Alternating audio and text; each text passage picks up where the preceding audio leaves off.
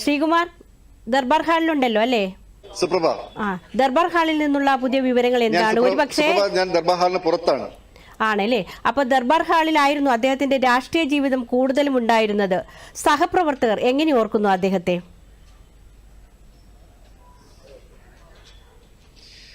സുപ്രഭ, ഈ രാഷ്ട്രീയത്തിൽ നമ്മൾ സംസാരിക്കുകയാണെങ്കിൽ ഈ നീട്ടലും കുറുക്കലും ഒക്കെ ഒരുപാട് കേട്ട് തഴമ്പിച്ച ഒരു മണ്ണാണ്, ഒരു ഭൂമിയാണ് ഈ ദർബാർ ഹാളും പരിസരവും ഒക്കെ. ആ വി എസ് എന്നുള്ള രണ്ടക്ഷരം കേരള രാഷ്ട്രീയത്തിൽ കത്തിജ്വലിച്ചു നിന്ന ഒരു ഉജ്ജ്വല നക്ഷത്രമായിട്ടാണ് ഈ കേരള രാഷ്ട്രീയത്തിൽ നിറഞ്ഞു നിന്നത്. ആ വി എസിനോട് അവസാനമായി ഒരു നോക്ക് കാണാൻ അനന്തപുരി ഒരുങ്ങിയിരിക്കുകയാണ്. നീണ്ട നിരയാണ് ഈ ദർബാർ ഹാളിന് പുറത്ത് കാണാൻ സാധിക്കുന്നത്.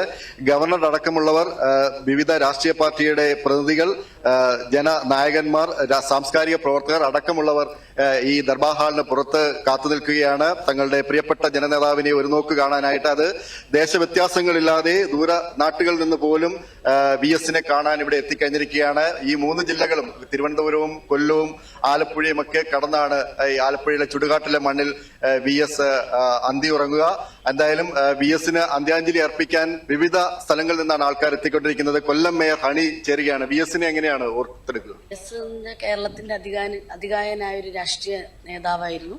വി എസ് കേരളത്തിന്റെ മുഖ്യമന്ത്രി ആയിരിക്കുന്ന കാലത്ത്, CPIMന്റെ സ്റ്റേറ്റ് സെക്രട്ടറി ആയിരിക്കുന്ന കാലത്തൊക്കെ വി എസ് എടുത്ത നിലപാടുകൾ ഈ സംസ്ഥാനത്തെ ചേർത്ത് പിടിച്ചുകൊണ്ട്, ഈ സംസ്ഥാനത്തിന്റെ വികസനത്തിന് മുൻതൂക്കം കൊടുത്തുകൊണ്ട് ശരിക്കും പറഞ്ഞാൽ സത്യസന്ധതയ്ക്കും സുതാര്യതയ്ക്കും വേണ്ടി ഇടപെട്ട ഒരാള്, കയ്യേറ്റക്കാർക്കെതിരെ ശക്തമായി പോരാടിയ ഒരു രാഷ്ട്രീയ നേതാവ്, ഒരു മുഖ്യമന്ത്രി, ജനനന്മയ്ക്ക് പ്രത്യേകിച്ച് സ്ത്രീകളുടെ കാര്യത്തിൽ വളരെ ശുഷ്കാന്തിയോടുകൂടി സ്ത്രീകൾക്കെതിരെ വരുന്ന അതിക്രമങ്ങളിൽ ശക്തമായ നിലപാടെടുത്തൊരു വ്യക്തിത്വമായിരുന്നു വി എസിനെ. അങ്ങനെയാണ് നമുക്ക് ഓർക്കാൻ കഴിയുന്നത്. വി എസ് കമ്മ്യൂണിസ്റ്റ് പാർട്ടിയുടെ ഏറ്റവും അവസാനത്തെ കണ്ണിയായ വി എസ് ജനഹൃദയങ്ങളിൽ എന്നും ജീവിക്കുമെന്നുള്ളതിൽ തർക്കമില്ല.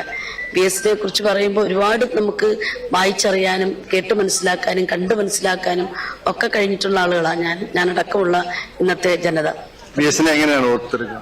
വി എസിന്റെ ഓരോ ചുവടുവയ്പും നമുക്ക് വളരെ എല്ലാവരെയും ആകർഷിക്കുന്ന രീതിയിലായിരുന്നു. ജനഹൃദയങ്ങളിലേക്ക് ഇറങ്ങിച്ചെല്ലുന്ന രീതിയിലുള്ള ആകർഷണ പ്രവൃത്തിയായിരുന്നു നമ്മളുടെ വി എസിൻ്റെത്. ഈ ഒരു സൂര്യ തേജസ് മറിഞ്ഞതിൽ ഒരുപാട് വിഷമമുണ്ട്. ഇത് തന്നെയാണ് ഓരോരുത്തരുടെയും അഭിപ്രായം. ഇത് തന്നെയാണ്. ആ സൂര്യ തേജസ് മറഞ്ഞിരിക്കുകയാണ്. ആ സൂര്യ തേജസ്സിന് മുന്നിൽ ആദരാഞ്ജലി അർപ്പിക്കാനാണ് ദേശവ്യത്യാസങ്ങളില്ലാതെ ആയിരങ്ങൾ ഇവിടെ തടിച്ചുകൂടിയിരിക്കുന്നത്. കഴിഞ്ഞ ദിവസമൊക്കെ നമ്മൾ കണ്ടതാണ്. AKG സെന്ററിലും അതുപോലെ തന്നെ വീട്ടിലുമൊക്കെ ആയിരങ്ങളാണ് തടിച്ചുകൂടി നിന്നത്. രാത്രിയോ ഒന്നും ഒരു പ്രശ്നമല്ല. എന്നാൽ പോലും തങ്ങളുടെ പ്രിയപ്പെട്ട നേതാവിനെ ഒരു നോക്ക് കാണാൻ വേണ്ടി എത്തിയിരിക്കുകയാണ്. അങ്ങനെ അത്രമാത്രം ജനഹൃദയങ്ങളിൽ വേരോടിയ ഒരു രാഷ്ട്രീയ നേതാവായിരുന്നു വി എസ് എന്നുള്ളത്. ആ വി എസ് എന്നുള്ള രണ്ടക്ഷരം കേരള രാഷ്ട്രീയത്തിൽ നിറഞ്ഞു നിന്ന വ്യക്തിത്വമായിരുന്നു.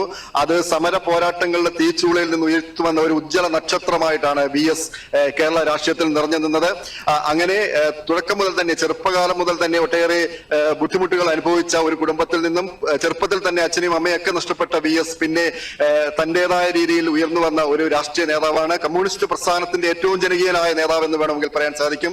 നമുക്ക് ദൃശ്യങ്ങളിൽ കാണാൻ സാധിക്കുന്നത് പോലെ ദർബാർ ഹാളിന് പുറത്ത് നീണ്ട നിരയാണ് കാണാൻ സാധിക്കുന്നത്. രാഷ്ട്രീയ വ്യത്യാസമില്ലാതെ, ജാതി വ്യത്യാസമില്ലാതെ, വർഗവ്യത്യാസമില്ലാതെ എല്ലാവരും തങ്ങളുടെ പ്രിയപ്പെട്ട നേതാവിനെ ഒന്ന് കാണുവാൻ വേണ്ടി എത്തി നിൽക്കുകയാണ്.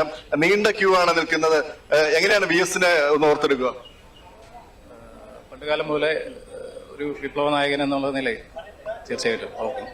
ഒരു വിപ്ലവ നക്ഷത്രം പോലെയാണ് വി എസിനെ എല്ലാവരും കാണുന്നത്. അതുകൊണ്ട് തന്നെയാണ് പ്രായവ്യത്യാസമില്ലാതെ കൊച്ചുകുട്ടികൾ മുതൽ പ്രായമായവർ വരെ വി എസിനെ ഒന്ന് കാണാനായിട്ട് എത്തുന്നത്. അത്രമാത്രം ജനങ്ങളിൽ ഇടം പിടിച്ച ഒരു നേതാവായിരുന്നു വി എസ് എന്ന് നമുക്കിവിടെ ഓർത്തെടുക്കാം. എന്തായാലും ഈ പൊതുദർശനം എത്ര മണിവരെ നീളുമെന്നുള്ള കാര്യത്തിൽ വ്യക്തതയില്ല. കൃത്യമായ സമയം പറയുന്നുണ്ടെങ്കിൽ പോലും അതിനുള്ളിൽ ഇത് അവസാനിപ്പിക്കാനാകുമോ എന്നുള്ളൊരു ആശങ്കയുണ്ട്. എന്തായാലും മഴയുടെ ചെറിയ ലാഞ്ചനയൊക്കെ ഉണ്ട്. എന്നാൽ പോലും അതൊന്നും ഒരു പ്രശ്നമല്ല എന്നുള്ള രീതിയിൽ തന്നെയാണ് വി എസിനെ ഒരു നോക്ക് കാണാനായിട്ട് വി എസിന്റെ തട്ടകമായിരുന്ന, ഒരു കാലത്ത് രാഷ്ട്രീയ പ്രകമ്പനം കൊള്ളിച്ച വി എസിന്റെ തട്ടകമായിരുന്ന ദർബാർ ഹാളിന്റെ മുന്നിലേക്ക് ആയിരങ്ങൾ എത്തിക്കൊണ്ടിരിക്കുന്നത്.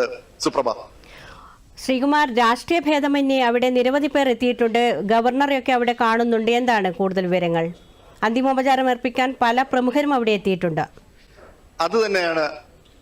അതെ അതെ അതെ സുപ്രഭ, അത് തന്നെയാണ് ഈ ജനനേതാവിന്, ആ ജനനേതാവിന്റെ ഒരു പിന്തുണ, അതായത് ആ സ്നേഹം ആ രാഷ്ട്രീയം മറന്നുള്ള ഒരു സ്നേഹമാണ് ഈ VS അച്യുതാനന്ദനോടുള്ളത്.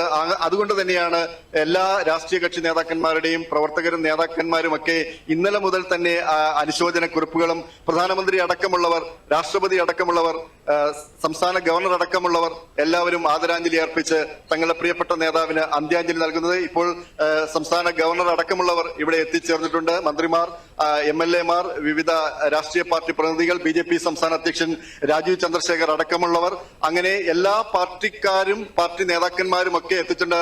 അതിൽ രാഷ്ട്രീയമൊന്നുമില്ല. VS എന്ന് പറഞ്ഞാൽ മലയാളിയുടെ ഒരു ജനകീയ മുഖമാണ്. ആ VS അത്രമാത്രമാണ് സാധാരണക്കാരുടെ ഇടയിൽ ഇടം പിടിച്ചിരിക്കുന്നത്. അങ്ങനെ സാധാരണക്കാരുടെ ആ ഒരു അധ്വാന വർഗത്തിന്റെ, അടിസ്ഥാന വർഗത്തിന്റെ അതിനുവേണ്ടി പോരാടിയ ഒരു രാഷ്ട്രീയ നേതാവ് എന്നുള്ളതിൽ അപ്പുറം ഏറ്റവും കൂടുതൽ തവണ പ്രതിപക്ഷ നേതാവായിട്ടും അതുപോലെ തന്നെ മുഖ്യമന്ത്രിയായിട്ടും